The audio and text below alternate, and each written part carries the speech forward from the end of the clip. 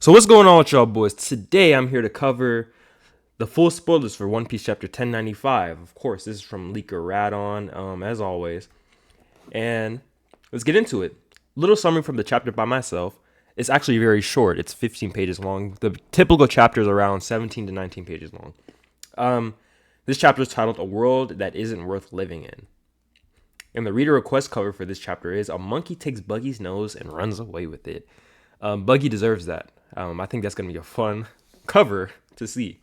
Chapter starts with Vice Admirals preparing to help Saint Saturn, but Saturn orders them to stand down. Saturn says that he can easily dodge Bonnie's attack if he would have wanted to. Sonny pulls the sword out of his body and his blood disappears. Saturn attacks Bonnie and Sanji by emitting aura from his eyes. Bonnie and Sanji are knocked in the head and some blood starts coming out, but their heads do not explode. So Saturn over here, Saturn, attacks them without even touching them, basically. Nigga takes the sword out of his chest and does it. The blood just goes away, it just disappears. I mean, they're the five elders, man. What did you expect, right? You thought they were just some people that was just on there talking for like what? They appeared like what, 20 years ago? Man, who would have Man, you think they was just talking all that just to be talking? Nah, they can back it up. Kizaru apologized to Saturn. He's still on the ground, unable to move. Saturn says, your work is unusually slow this time. Saturn tries to stomp on Luffy, but Frankie extends his arm and saves his captain. Luffy is still conscious, but he doesn't say anything in this chapter. Vegapunk, Bonnie, and Sanji and Frankie are unable to move due to Saturn's mysterious power. Vegapunk says, if this is not a scientific power, then it must be a devil fruit ability. ... Exclamation point. Saturn grabs Bonnie and squeezes her. Bonnie says, you killed my father. We see a little flashback of Kuma telling young Bonnie about Nika. Kuma makes Nika's drum rhythm sound, and they dance together. Kuma says, Bonnie, I want to be a hero who can liberate people just like Nika. Back to the present. Oh, that's really nice. That connects to... They have the little flashback, and then it connects back to Nika. That's gonna be a cute flashback to see, man. Back to the present. Saturn says Kuma's part of the Buccaneer race, the people who once committed a crime in the past. Buccaneer race seems to have the blood of the giants, making them unusually strong. A new flashback begins. It took place 47 years ago in the Sorbet Kingdom. Kuma was born in a normal family. His father was a member of the Buccaneer race, and his mother was a normal human. The information about Kuma's blood test was leaked to the world government agent at the hospital, so Kuma's entire family was captured and became slaves in Marijois due to their strength. After his mother's death, Kuma's father tells him about the legend of Nika.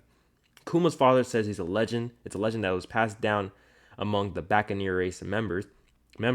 Kuma's father makes Nika's drum rhythm sound and starts dancing for Kuma, but he is suddenly shot in the head by Turubito for making too much noise. Cut to 38 years ago, Turubito MC explains that once every 3 years, the Turubito comes down from Marijois and conducts a human hunting game on a non-government island. Turubito releases problematic slaves on the island and wipes them out, along with the native people on the island. After that, the world government claims the island as their own. The island that Turubito chose for that year was the God Valley in the West Blue. The island with many valuable resources that dare to use the word God in its name.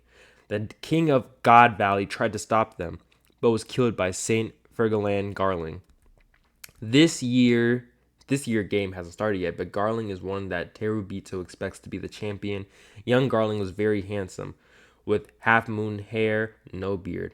Many Terubito are swooning over him. Saturn is on God Valley as well. He looks the exact same as that in the present. Saturn receives words that the Buccaneer child slave who escaped was captured. In the last page of this chapter, we see that Kuma is being dragged in the field by the other slaves. This is a flashback. This is a continuation of the flashback Bonnie saw in chapter 1074. A little while ago, I'm not going to lie. Then suddenly, two shadows appear. A mysterious person says, Yeehaw!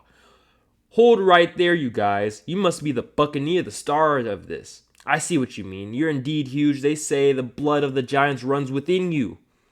We can see that the two mysterious shadows are two child slaves, a young a young Ivankov, and a girl named Jenny with a J or Jenny with a G. Ivankov looks pretty similar to her adult appearance. Ginny is a short-haired girl smiling and eating a piece of meat. Ginny says, Isn't my big bro here huge too? Ivankov says, Just the face though. Wait, that's not the point here, you dummy. Ivankov talks to Kuma. Ivankov says, I chose to live. What about you? End of chapter, and there's another break next week. Now, there's also a few images from this chapter. I don't have them put up right now. I don't have them saved in other tabs right now. So let me look through it. Not this. This is Kizaru and Saturn. Saturn says, this work was slow for your standards, Kizaru. And Kizaru says, I'm very sorry for this. I have no excuse. Just a minute more. I don't think I can move, and I know the reason why. Yo,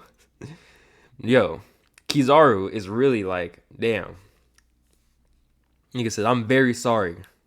Nigga's really bowing down to him. That's crazy.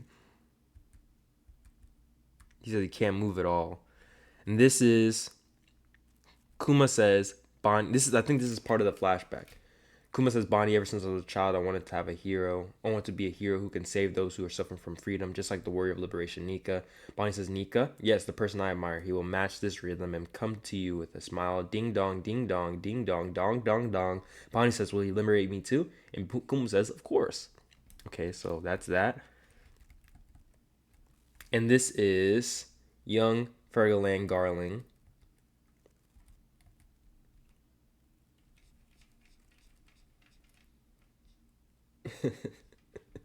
Nigga said, fire somebody's barber. I like his design though. I've seen some people. Never mind. But I like it. I like his design, just not his. I don't like this hair. Like, what is this? He looks like a monkey. Looks like a banana hanging from the little root. Like it's ass. And this is Kuma's father right here. We see him telling the story about Nika. We see Luffy just packed out, he's done. He's done. And then we see Kizaru. I can barely even see him. He's done. They're both done. They both took each other out. I actually didn't expect that. I don't know why I thought that I thought Kizaru was gonna be up and running. Or at least, not as bad as Luffy is over here. Luffy is packed out, but it looks like it took both of them out. So it just shows how strong Gear 5 Luffy is. I was underestimating him. I was underestimating him. And what would you like to see in this chapter? Saturn versus Straw Hats or more God Valley flashback. In chapter 1096, we're probably going to see more God Valley because I think Saint Saturn is one shot. I think he's taking out everybody. Luffy and them are already out. I think he's taking out everybody. And he already took out Sanji and Bonnie without touching them. So I don't think we're going to see the Straw Hats versus him. I think they're going to just end up escaping. But, yeah. Oh, this is from the last chapter. Oops. Get back to the spoilers. Because I just did a review of chapter 1094. Okay, so this is the leaks for this chapter. That's all for me, and I'll see you on the next one. The chapter should be coming out today. They usually come out on Wednesday nights or around Wednesday afternoon, so I will be there to cover it. That's all for me. I'll see you on the next one.